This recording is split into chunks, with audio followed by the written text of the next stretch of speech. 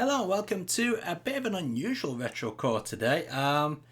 Retro in the fact that we're looking at old style audio equipment. Now, I did do a video on a CD player a while back, and some of you liked that and you'd like to see more audio equipment videos. Well, recently I've just got this into the collection, so I'm going to show you how good audio tapes actually are. Now, let me take you through a quick tour of the items. On top, you can't see it, we've got a Sound Blaster sound card which connects to the PC, and everything from this entire system can go through to the PC. Up here we've got an Onkyo graphic equalizer, then we've got the Onkyo amplifier with a built-in AM FM stereo tuner, and then we've got the brand new item. This is a TEAC audio deck. This is the V1010, and below that we have got a TEAC CD player. That's the one that we featured on the show last time. And over to that side we have the good old Sony record player. Okay, but the star of today's show is going to be the TEAC tape deck. And what I'd like you to see is, or what I'd like you to hear, is how good audio cassettes are. Now, when I was a kid, I used to use audio cassettes all the time because, I was mostly into music in the 80s, and audio cassettes were the way you recorded stuff. And audio cassettes get a bad rap of sounding like crap, and that's because we used to use cheap boomboxes. Now, while this may not be the highest end of all audio equipment, it is fairly good. And it will make your tapes sound pretty decent. So, first of all, if you're watching a 4K, you should be able to see this. We've got Dolby B and C noise reduction on this, as well as HX Pro. Now, HX Pro isn't a noise reduction technology. Basically what that does is give you more headroom on the tape so you can record a lot louder. HX Pro is always on by default. Now, this is a 3-headed audio deck or cassette deck, and what that means is it actually has an erase head, a record head, and a play head. Now, normally the record head and play head are in the same head on a standard cassette deck, but with a 3-head system you can record and monitor what you're recording because the play head is after the record head, so you can hear pretty much instantaneously what the audio cassette is recording, which is pretty cool. Now, one thing that makes a good audio cassette sound good is the bias. And here you can adjust the bias, and basically this tunes the signal going to the tape so you get the best signal for the type of tape that you're using. This machine can use standard ferric, metal tapes, and of course chrome tapes. One nice feature about this machine is it actually has a real-time counter on it for the tape, so you can actually use real-time instead of just the standard counter numbers, which is pretty cool. And here we have our record input, balance, and the level output. Now, I've got the sound going from the tape deck direct into the camera, so hopefully you'll get a good idea of what it sounds like. This button up here that says MPX filter, basically that is for when you record off the radio. It does something to take away interference from the stereo FM signal. And over here we have our Dolby B and Dolby C noise reduction switches, but I'm not going to use any Dolby today. I'm going to keep it all off. Alright, okay, so let's talk about audio tapes. Now, I've got quite a few audio tapes here, and here's one of them. This is a TDK MA metal position. Yep, 4CD. These are very nice cassettes. Not the best cassettes in the world. There are even, really expensive cassettes, but these ones are very decent. But I won't be using that one today because this is pretty expensive, so I'm going to save that for the good item to record on. Then we've got these. These are Axia tapes. Now, Axia, believe it or not, is Fujifilm. Now, in the West, Fuji actually released cassette tapes based upon their own name, but in Japan, they're labeled as Axia. That is their tape brand. And these are fairly end-of-the-line cassettes before, cassettes were phased out. They come in slim cases and so on. There's no graphs on the back or anything, which is a bit of a shame, but you can see the Fujifilm logo right there. Now the thing with Axia tapes or Fujifilm tapes is they always looked cool. I mean, really cool. They made some of the best looking cassettes ever made. You know, even better than TDK stuff. Talking of a TDK, we've got more TDK. Now in the West, especially in Europe, we had the CDing range. Well, in Japan we also have the CDing range as well. But they are a little bit different. See, in Europe we have the CDing and CDing 2 from what I remember as a teenager, but I never ever did see the CDing 4. But yeah, apparently that is a thing. We got a 54-minute one and a 60-minute one up here, and these are metal tapes. The Axia ones, which I just showed you, are chrome. So we get metal tapes here, and they have a very unique case as well. It's a slim case, but it actually opens up, as you can see here on the diagram. Pretty cool stuff. Okay, but I'm going to be using one of the Axia tapes for this because they are the cheapest ones I have.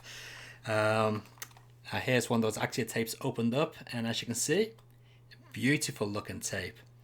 I like the way on the case they actually have the Axia logo embossed onto the case right there. It's lovely. Can you see that? Alright, the J card inside the case is kind of interesting. It's actually quite tiny, but you can fold it open to write more stuff onto it. And of course you get your little sticker sheet as well. So there's the J card. But yeah, talking about the tape, let's take a look at it. Look at that, isn't that thing a beauty? I really do like the style of Axia tapes. These bits here, they're actually indented. So it's not like a sticker or anything or a bit of ink.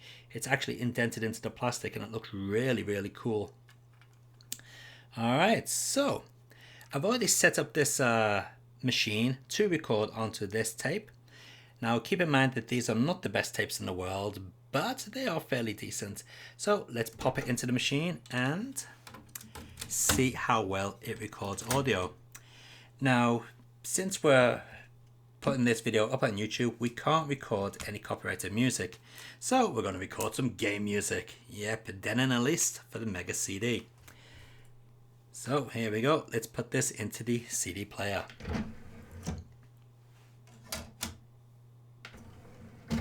Now I must point out that the amplifier and the graphic equalizer do not color the sound anyway going into the cassette deck.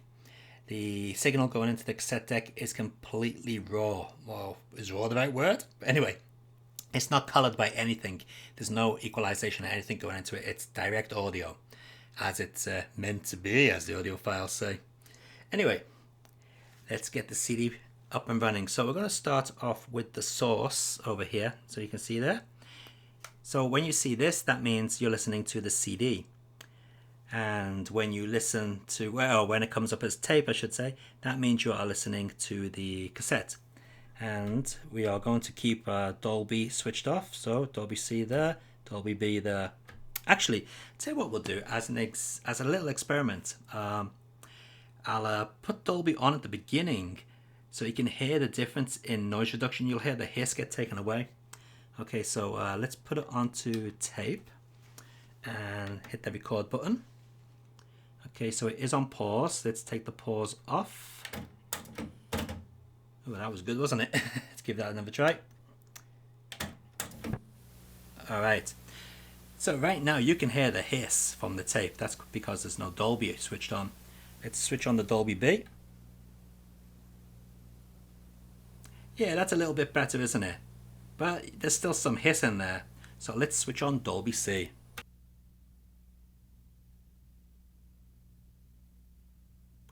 Yeah, now that's pretty cool, isn't it? But we're going to turn off all the Dolby for this recording. And what we're going to do now is go back to the source and let's start the CD. Alright, let's go.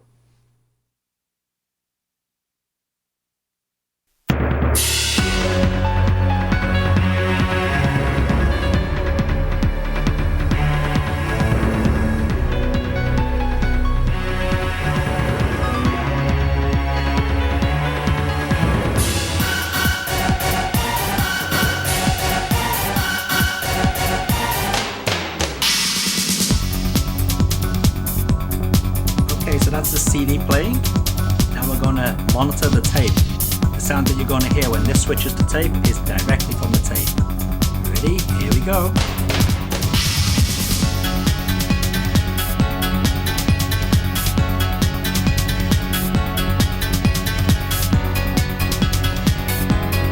Now, obviously the levels are a little bit lower, the volume level, because this tape you cannot push it too hard.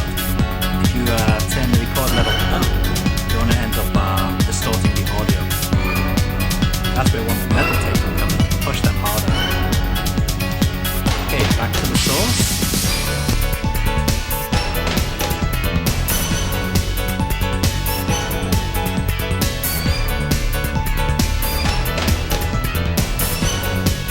And back to the tape.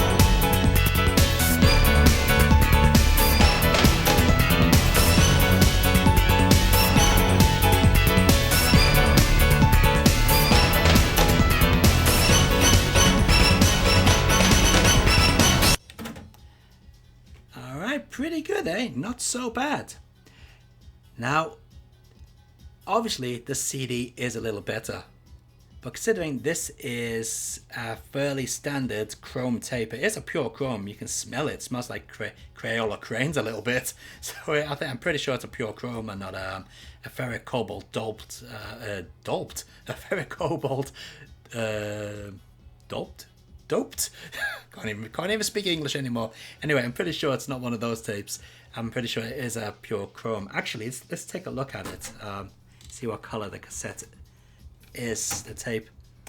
As you can see, the tape is pretty dark. So, yeah, let's have a smell. Yeah, that definitely smells of Crayola cranes. So, yeah, I'm pretty sure that is a pure chrome tape. Yeah. Okay.